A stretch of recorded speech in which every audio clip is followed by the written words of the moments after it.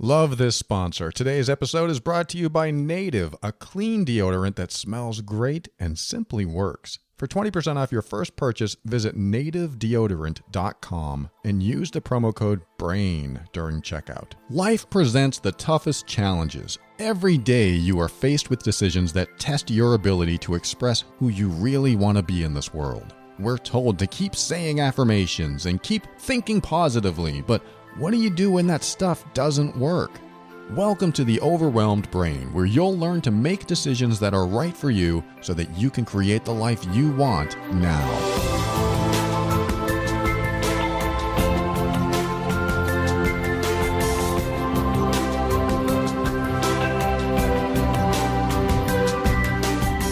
Hey, welcome to the show. This is Paul Coliani, and I'm here to help you increase your emotional intelligence so that you can do all these cool things like avoid dysfunction, handle toxic situations with grace and ease, and especially show up as your authentic self. Everything I talk about on this show is my personal opinion and is meant for informational and educational purposes only. Always consult a medical or psychological professional before making any changes that could affect your physical or mental health. All right, once again, welcome. I want to talk about something that I received in an email, and it is about someone who was in a job situation, and I'm going to read you a little bit of it right now. Someone who was in a job situation that said he worked for a company that fired him after giving 100% of himself. The reason was not being able to bring cohesiveness amongst different areas of the operation. Without going into a lot of detail, everyone agreed that I was treated unfairly, and there were some hanky-panky going on with higher-ups, and a certain person in the location didn't like me enforcing rules across the board. So there are some details there that obviously more to the story than I have here. But he says, I was fortunate enough to become employed within a week, but I have to deal with this location and those people on a fairly regular basis.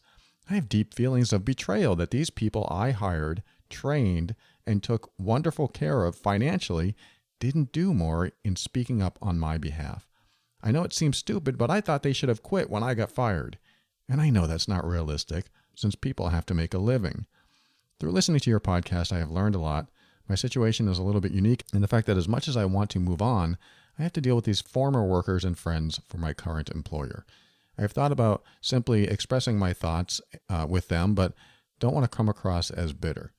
Any suggestions on which of one of your podcasts might address letting go and moving on? Thank you very much. I pass along your program to all my friends, and they love it. Thank you so much. I'm going to call you Joe. Thank you, Joe. This was written a while back. I'm sure Joe has probably gotten past this in some way, but maybe not. Maybe he's still carrying this around, that the people that he used to work with or trained and helped them where they are have betrayed him, or at least this feeling of betrayal that he has. You know, where do you go with this? What is your first thought? My first thought is, of course they didn't betray you. Just like Joe said, I know they didn't betray me. They have to live their lives. They have to do what they need to do so they can survive. My first thought is, yeah, that's true. And do we expect people to drop everything and do what we believe is right? Do we expect people to do that? And this is where I'm going to go with Joe today is, how much do you expect people to drop everything for you so that your morals, so that your ethics are met, so that your values are met? And so I'm kind of being a little bit hard on Joe, which I think he might be okay with, because he also understands that he might be being overly sensitive about this, or maybe he's being a little bit ridiculous about this, because would you, Joe, quit for someone else just because X, Y, and Z happened at the company? Maybe you would. Maybe you're that type of person. Maybe you are ready to sacrifice what's going on in your life so that you can help someone else out. And I'd like to address that today. This is a good topic to talk about. You know, I didn't have too much of an intro here on what we're talking about today, but that's pretty much it. The intro is the email. And I think this is a great subject, because how many times have we gone through life and wondered, why didn't that person help me out? Why didn't they speak up for me? I get this a lot with abusive relationships and children who grow up in abusive relationships. And I usually hear from adults that were children in those abusive relationships. And those adults say, this person abused me. Let's just say it's mom. Mom abused me, and dad did nothing about it. Dad didn't do anything. He just sat back and let it happen. And so I hear these very heartfelt, very sad stories of people who grew up in abusive homes, and a lot of them were angrier at the person who didn't protect them, who didn't jump up, stand up for them, who didn't say something, who didn't stop the abuser. In Joe's case, it probably wasn't abuse, but I bet you there's similar feelings. There's similar feelings of betrayal, like, why? I thought we were all friends. I thought that we had a connection here, and we were on a team, and what happens to you happens to me, and what happens to me happens to you, and we were all going to cover each other and watch each other's back. I bet you Joe feels this betrayal kick in. And Joe, I don't know your background. I don't know if this is what you had to deal with when you were younger. Someone not standing up for you, someone not saying something for you. But there might be a similarity there. There might be something popping up from your past of why this is prevalent. And if that's the case, yes, it's time to look at that. It's time to explore that and hopefully process it, release it, and heal from it. And if you can do that, awesome. If you've been working on it, awesome. If you've been repressing it, not awesome. We have to bring that up, and you might need therapy. You might need a professional. You might need to talk to someone, and that's great. If you have to, then there are people that deal with this. But I want you to at least explore the past to find out what's similar in the past, what's similar to what is happening now. Because we all learn our triggers, what triggers us emotionally when we're younger.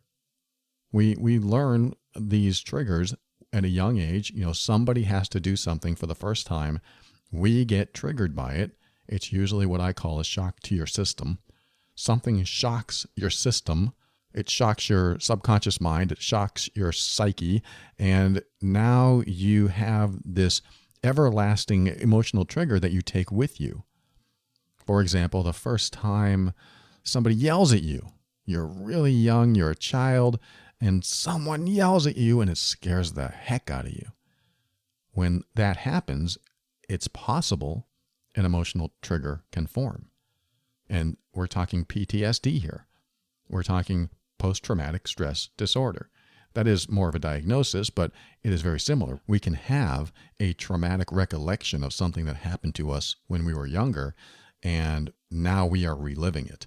That may not be happening with you, Joe. I'm just kind of giving an extreme example of what can happen and why it's relative to emotional triggers and how it's, along the same lines. So somebody yells at you when you're younger, you might grow up fearing being yelled at by someone, fearing that yelling leads to hurt of some sort, or maybe yelling is the hurt. And there are people that are out there that were always highly sensitive or are now highly sensitive because of the things that have happened. They've learned to recoil when these things happen and step back and step away. And instead of confronting it, and I'm not saying that's always a good idea, sometimes it's not, they chose to recoil instead. They chose to withdraw. And that is their fight or flight or freeze or now fawn response, where withdrawing could be the flight, the running away from. And that flight that happens over and over again, if you continue that cycle, everything that scares you, you run away from, you can become very highly sensitive. And I'm not trying to say that you weren't already, if there are people out there listening, you weren't already highly sensitive. If there are people out there listening saying, I was always highly sensitive, that can absolutely be true. But I am saying that you can become more so when you recoil, when something happens. You don't want to confront. You develop behaviors that don't evoke other people's bad behavior or what you think is their bad behavior. That's along the fawning and people-pleasing line of what we can do when we don't want certain behaviors from other people.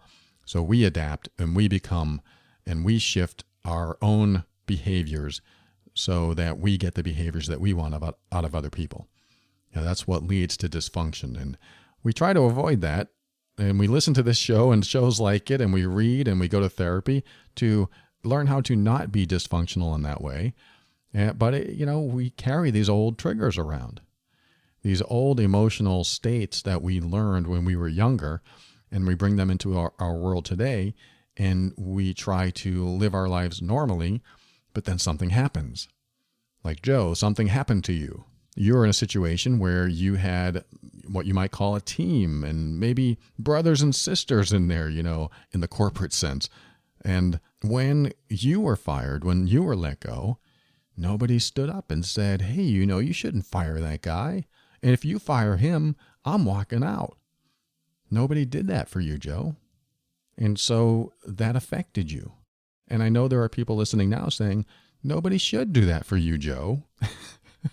Why would they do that for you, Joe? Why would they risk their career for you, Joe?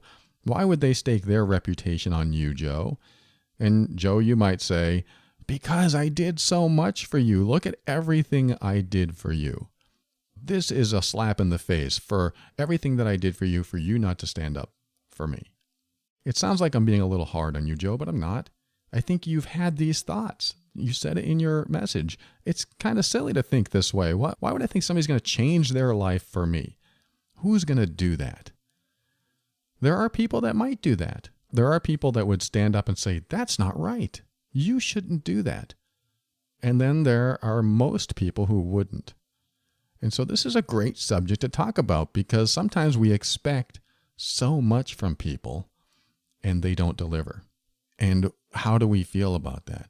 And should we feel like they're doing bad behavior, or they're doing behavior that makes us think they aren't compassionate or empathetic, or they don't care about us as much as we thought that they did?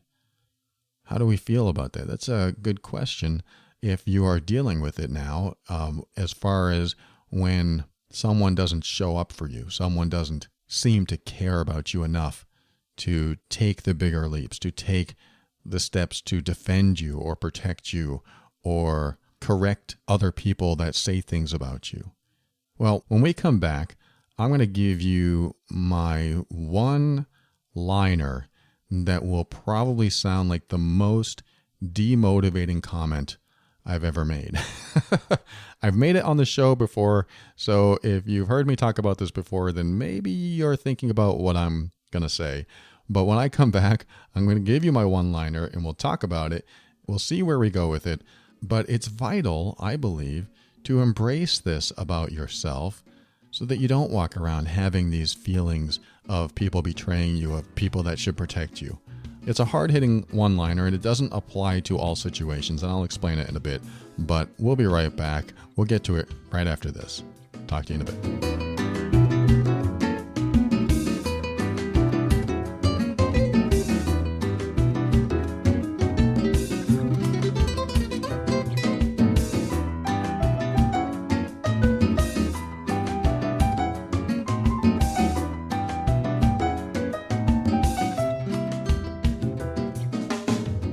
I was so excited to get this box in the mail from our sponsor of today's episode, Native.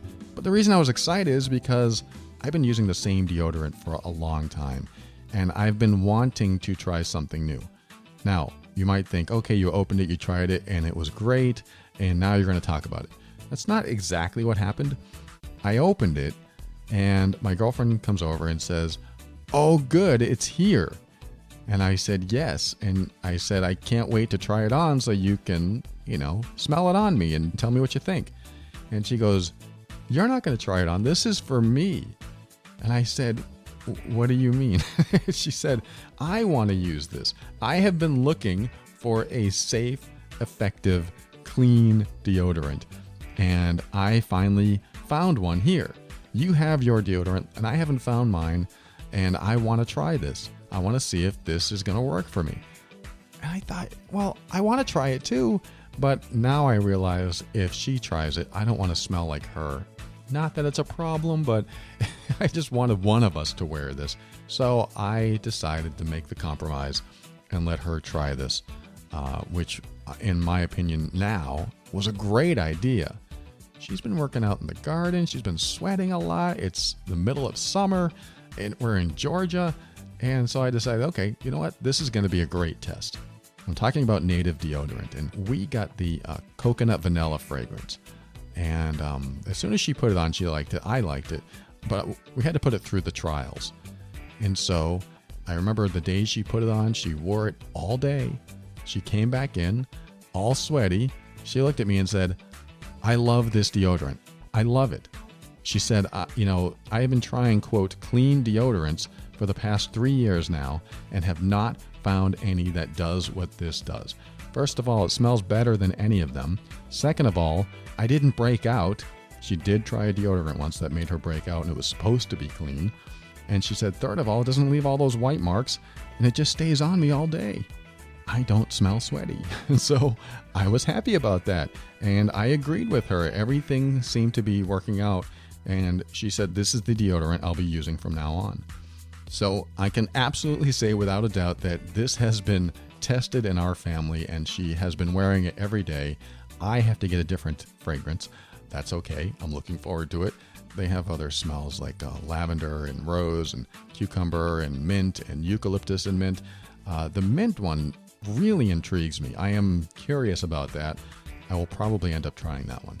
But let me just tell you about them a little bit. They have a no risk to try offer where they give you free returns and exchanges in the US. So if you try it and you don't like it, they'll take it back.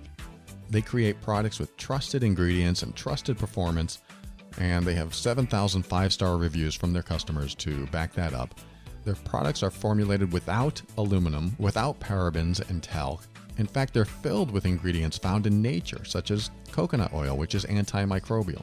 There's no animal testing, another thing my girlfriend loves, and free shipping and returns. And I can't stress how important it is to find deodorants without so many chemicals, and especially aluminum. We don't want our body to absorb aluminum. It is just, I can't imagine it's good for you at all. So I want you to consider Native deodorant. They have something for everyone. They come in a wide variety of enticing scents for men and women, and they offer limited edition seasonal scents throughout the year. And for those of you who don't want fragrance, they have an unscented formula and baking soda free formula if you're sensitive to that stuff. So try their no risk offer and even subscribe to their service and save 17%. You'll save $2 a stick. This stuff works. It's safe. I love it. It is now in our household, and I'm proud to talk about it. For 20% off your first purchase, visit nativedeodorant.com and use the promo code BRAIN during checkout so you can get that 20% off. Again, that's nativedeodorant.com. Use the promo code BRAIN during checkout. I know you're going to love it.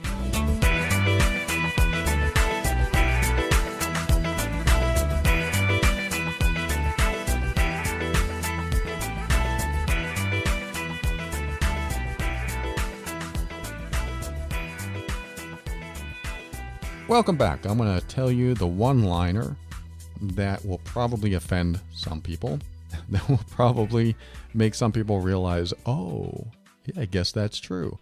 And then will probably make other people turn off the podcast and not listen to the rest of what I have to say. And I hope that's not true. But we're talking about people that don't stand up for you, people that don't commit to doing something for you, people that don't protect you or correct people that are putting you down. These people in your life, this isn't the one-liner, but we're getting there. These people in your life, each one of them is living in their own world. First of all, each one of them is living in their own world, just like you are living in your own world. This is your world. You look out through your eyes, your perceptions, your beliefs, and compare everything to what has happened in the past. You see a car, you know how to get in the car because you've opened car doors in the past. So you generalize what it is to get into a car. You see a door, you know how to open a door. You see a balloon, you know how to blow up a balloon because you've done it in the past. This is your history, your experience. You see someone you love and you know what to say to them because you've been loved before and you have loved before, I'm going to assume. You have loved someone and you know how it feels to be loved. And so you carry this history, these experiences, this information, this knowledge, all of your thoughts, every thought that you've ever had, all of your ideas, all of your dreams, all of your fantasies, everything in your mind, you're carrying with you. You are your own world. You are everything and more. Everything you see, everything you hear is yours. It's in your world. So we have all of these individual billions of people that are in their own world. It sounds kind of selfish, but I don't mean it that way. You are in your own world. I am in my own world. I am speaking from my own experiences, from my own knowledge, from my own thoughts and ideas and opinions and perspectives and everything else that I carry with me, just like everything that you carry with you. So we get that out of the way. We know that that person is his own world. That person is her own world. That person. These are all these worlds on our planet that are walking around. And no world is alike. Every world is individual and unique and brings with it their own fears, their own desires, their own plans for the future, their own memories from the past, their own nostalgia, their own fantasies, their own everything. And because of that, we have to remember that our world is so unique and so different from their world that it's amazing that we can connect at all. It's amazing that we can look at someone else with their plethora of experiences and history that we have anything to talk about. We have similarities. We have generalities. Of course, we have human bodies and human experiences that we can talk about because a lot of it is similar. But the way we experience it and the way we describe it to others can be completely different. Just like, two people witness a car crash, they explain it differently. I saw a blue car, I saw a green car. He was going faster, she was going faster. We just have a different perception of reality. We walk around with our own map of reality. So I want to get that out of the way because it's important to understand that my world is not your world, is not their world, is not her world, is not his world. And it's almost like chaos versus organization.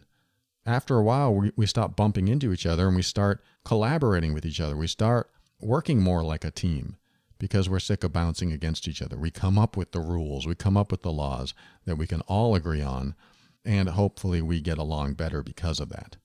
And then we separate it out into factions and groups and cliques and political parties, and that all happens too. We seem to gravitate toward those like us. Anyway, let's get to the one-liner. The one-liner is, you're really not that special. So I just called you very unique, which you are, and completely different from everyone else, but you're really not that special. So let me tell you why I say that. What can happen inside of you if you learn to embrace that is realize that the worlds around you don't revolve around you because they are their own worlds. Now, I'm going to explain this a little bit because I think you're special as heck.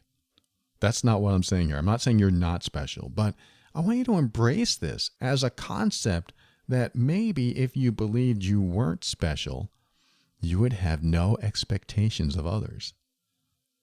Because special people can have expectations, not all of them, but when you feel special, you sort of expect people to see you as special. Now, this isn't what I talk about on other shows, like you don't feel worthy, you don't feel lovable. It's nothing like that. This is just one little aspect of life that if you can embrace it and say, you know what, I'm really not that special, so why would that person do that for me? Now, we're going to talk about, how parents didn't step up for us. We're going to talk about that in a moment, how they didn't protect us if that's what you went through. I'm not talking about that. I'm talking about when something happens to us, how are we going to perceive that? Are we going to perceive it in a way that we feel that we're so special that people should sacrifice or compromise for us. I just want to throw that out there, especially for Joe. I want to throw this out there and have you ask yourself, do I feel so special that I believe Bob should step out of his world and make my world better? Because Bob, I know Bob has his own things going on in his world. He has his own family. He has his job. He probably lives paycheck to paycheck. We're just making some stuff up here now. He needs to eat. He needs to keep some friendships. He needs to keep some connections. He doesn't want to burn any bridges. But Bob and I have been best friends for years. So I expect him to make a compromise, burn that bridge, and step into a better space, step into the higher moral ground for me. Now, when we say that, at least when I say this, I feel like I am so special that I deserve this treatment because I have built this friendship. I have trained Bob. I have helped Bob. I have made his life better. I even got him a raise. I did all this stuff for Bob. So now I am defining myself as special to Bob. And when I do that, guess what? I have laid certain expectations onto Bob so that Bob now has to do the same for me, or at least something along the same lines, because all of my graciousness, all of my giving to Bob had strings attached. Now, I'm not trying to make you feel bad, and I'm not trying to put you in a bad space with this. I'm just saying, let's consider that perhaps if I didn't think myself as special, and I realize that Bob is in his own world, and he needs to protect that world because it could fall apart. This is another part of this. Bob's world could fall apart. Bob could go into a deep depression if he steps out of his world and tries to help me. That's extreme. I know it is. But what I'm doing is trying to despecialize me. I'm trying to take what beliefs I have that Bob owes me anything out.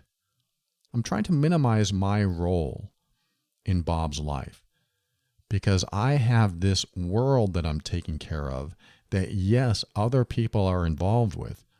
And Bob has his world that he's taking care of that I'm involved with, and he has other people involved with as well. But I can minimize myself even though I am the greatest person in my world. I don't think there's a problem with that. I don't have a problem with saying I am the greatest person in my world. I think everyone should feel that way because it's your world. It's your perception, your life, your model of reality. Everything that you see, hear, taste, touch, and smell is you. It's yours. It's your world. So you walk around in this world. Bob walks around in his world, and other people walk around in their world. And soon you start to realize that everyone has their own life. And that's life 101 right there. Everyone has their own life. He has kids. She has a marriage. He has a divorce he's going through.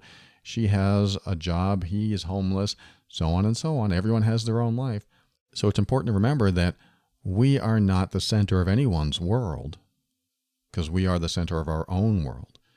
And I'm not saying to be self-centered. That's not it. I'm not saying that you should only serve yourself. I'm not saying that you should be selfish. I'm saying that when it comes to feeling something about yourself, you should feel pretty darn good because you're king of the mountain. You're king of your own world. You're the leader of your own world. You are running the show, your own show. And when you are in that space, you can feel darn good about yourself. The problems can start when you believe that you're the king of everyone's world. You're the leader of everyone's world. Or you start placing your values, your morals, what you believe to be right and wrong onto others. Suddenly your world is intervening and interfering with other people's worlds. I'm not saying it's always bad. Sometimes we have people that are very similar to us and we can totally vibe with them, and that's terrific. But where I'm going today is how much are you wanting others to sacrifice their world for yours? How much will Bob have to sacrifice in order for your world to be complete. Talking to Joe now. What happens, Joe, in someone else's world when they sacrifice or compromise or even do something what you might see as simple, like just stand up and tell them what I said because that's not what I said. Just stand up and tell the truth. Be a man, Bob. Do what you should do because I've done so much for you. Bob may not have your courage. Bob may know that if he falls, he can't get back up. Bob may rely on that job. Bob may rely on those people. Bob may have so many things going on in his world that it could never compare to yours, Joe. It could never compare to how you've set yourself up. And this could just be psychologically or emotionally. Where you are in your psychological headspace could be so much different from where he is. And because of that, it's helpful to go, you know what? I'm not special enough for that person to sacrifice for me. We may not see that as a sacrifice. We may see it as, hey, why don't you just stand up for a friend? We may see it as that. But to them, it could be the biggest sacrifice in the world. They don't have the tools. They don't have the resources.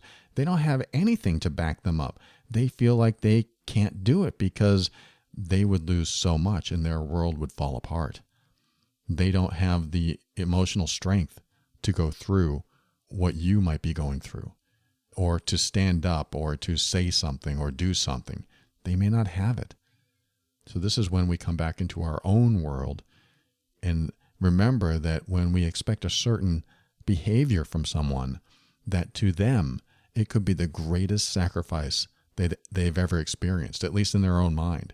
It could be a massive fear that they cannot get over. And if we are so closed in our own world and we can't see their world and everything going on in their world, we might inadvertently take advantage of them or feel like we've been betrayed by them. We might feel like they're not showing up the way we would show up for them, therefore they're bad people. And I'm not saying that some people aren't bad people. I believe in good and bad. I believe that there are people out there that really don't have our best interest in mind and only think about themselves. Those are the selfish people. Those are the selfish worlds that we may not be able to penetrate, that we may not be able to intermingle with and intertwine with. We may not be in a state of commingling with them, coexistence, because they're out doing their own thing and they're always doing their own thing. And we just have to accept that. That's that person's world. So now let me come back to when other people you believe should stand up for you. Again, like the child in an abusive home, one's the abuser and the other one we believe is supposed to stand up and protect. Yes, this is where I'm not telling you to say you're not special, because you are, and I believe you are no matter what, but this is where you remember that their world is also intertwined with the abuser's world.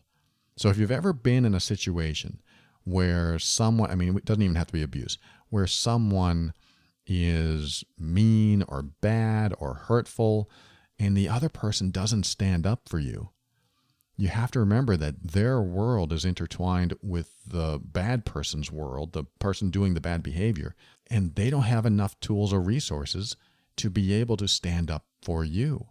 Even though you're worthy of protection, even though you need to be protected because you're vulnerable. Vulnerable people, yes, they do need to be protected. They do deserve protection, if they can't do it for themselves. But it's important to remember that the people that should have stood up for you, that should have stopped the other person from hurting you, was probably so broken down after so many months or years of being with this person that they couldn't even manage their own world, let alone someone else's, even though that person is supposed to be the protector. They had no more energy. They had no more life left in them. And there's a point where you can barely take care of yourself, let alone someone else, even though they may look like they should be able to take care of you. And I'm not saying that this is an excuse, because some people should have stood up for you. Some people should have protected you. Some people should have stopped it. But it's important to remember when they didn't, it wasn't because they didn't like you, they didn't think you were worth it. It's probably because, and I hear this over and over again, they were scared as hell. And in fact, many of them, this is what I hear as well, many of them thought that if I did that, it would only get worse. And that's tough. That is the toughest thing to digest, is that, wow, if you protected me, it would get worse? Yes, it probably would have, at least in their own world, in their own mind. It probably would have gotten worse, and that's probably true. So when I talk about you're not that special, I'm not talking about situations where there's violence and abuse and there should be someone that protects you. I'm talking about when we grow up and we have these situations and we feel these betrayals and we feel that people should have said something or done something and they didn't, where there's not necessarily a sense of actual harm coming, but more of life's challenges that come. Like for Joe, it might have felt very harmful to be fired and not have money and be in a bad situation and lose his friends in the process because he saw these people as someone that should have stood up and didn't. And now he thinks they're not the most supportive people and he has a bad taste in his mouth from all that. But the kind of situation that pops up where somebody doesn't make a sacrifice or a compromise or even just say the right thing to us or somebody else, we have to look at and ask ourselves, do I want to get over this? Do I want to get past this? Is it so important that I need to shun these people forever? Or can I step up? Can I be the king of my world and say, you know what? That's not going to bother me. They have their own world to deal with. The people in their life have to deal with that. They're not in my life in that way, at least anymore. I thought they were, but they're not, which shows that they have stuff to deal with that they haven't dealt with yet. Because I'm sure Joe's former team here, I'm sure that one or two of them are thinking, that was really rotten what they did to Joe. That was really rotten. I wish I had said something, but I was just too afraid. I just couldn't do it. And imagine if that was your belief for all of them. What if you imagined in your mind that that was their belief, that's what they were thinking, so it could help you get past it and even treat them as if they said that? Meaning, when you see them again, you say, I realize that you probably wanted to say something, but you couldn't because you were in a situation. They might go, oh my God, you're so right. And I wish I had said something. They may or may not say that, but when you treat someone as if they have your best interest in mind, you usually get a much more authentic connection because now they have to face their own moral or ethical dilemma if it bothers them. And I think that's a much more empowering place to have people in your life. You know what? I'm going to treat you as if you have my best interest in mind and see where this goes. I'm going to treat you as if I knew you wanted to step up and say something, but you didn't. Imagine how that person would feel if you suddenly treated them like that. Imagine some of the truths that may come out. Again, it may not work for everyone, but I bet you there are some people in your life, when you decide to be the leader in your world here, be the role model for your own world, and treat people as if they love you and care about you and want the best for you. You're going to find people that don't do the same, and then you'll know who to discount. You'll know who to maybe not be so connected to anymore. But you're going to find other people that really appreciate you allowing them in your space again. And it allows them to search within themselves and reflect on what they've done in their life to figure out if, they feel good about it or not. Because maybe eventually they'll say, you know what, I feel really bad for what I did. And they would never have said that if you didn't open up the space for them to do that. So that's what I want to leave you with today. I think that's a good space to be in, no matter where you are. Yes, we can think that we're not so special, but we become very special when we decide to give people the benefit of the doubt and choose to allow the possibility that they actually have our best interest in mind. And I'm not talking about everyone. Not everyone passes that test. And if they don't pass that test, you know who they are. I'm talking about the ones you never give a chance to. See what happens. Might reveal some things you've never heard before. That could be a good thing. Thanks for joining me today. We'll be right back. Say some thank yous and goodbye right after this.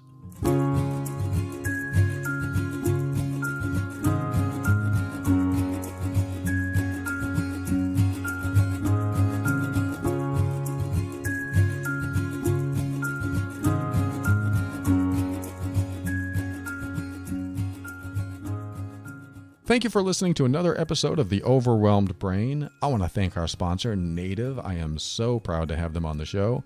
NativeDeodorant.com. And when you check out, make sure to use the promo code BRAIN so you get 20% off your first purchase. You're going to love their deodorant. And I want to thank all the supporters of this show. You can support the show by going to patron.theoverwhelmedbrain.com. I am so grateful for your support. This is how we keep going. This is how we run the show over here. So if you find value in this show, head over to patron.theoverwhelmedbrain.com, give a gift or subscribe monthly, and I'll do my best to give back, because once you're in the patron membership site, you get access to all the private episodes that you've never heard, all the free workbooks that I have in there, discounts on some of the products that I sell, like the Mean Workbook, and a heavy discount on the Safe Empowerment System for social anxiety, and also the new few-minute videos that I'm creating called Minutes to Momentum are just one small piece of advice that can go a long way. So head over there, patron.theoverwhelmedbrain.com. Thank you, existing patron members. I value you, I appreciate you, and I thank you. And I want to tell you about my other podcast, Love and Abuse. If you're in a relationship that just seems way too difficult, relationships shouldn't be this complex, you want to check out Love and Abuse over at loveandabuse.com. It is also home of the Mean Workbook on emotional abuse and manipulation. Both the workbook and the podcast are a great resource if you have one of those complex relationships and or you want to learn more about emotional abuse, manipulation, control, and all the other things that can happen in a relationship that you may not even know are emotional abuse and control and manipulation. And one of the big signs is always feeling guilty or always feeling like you can't do enough. These are signs that perhaps the relationship needs some help. So check out Love and Abuse over at loveandabuse.com. And finally, I'd like to thank Kevin MacLeod of Incompetech.com for some of the music transitions in The Overwhelmed Brain. And now let me counter what I said earlier. You are very special. You are the most special thing in the world. Yes, you are. How can that be? There's billions of us, Paul.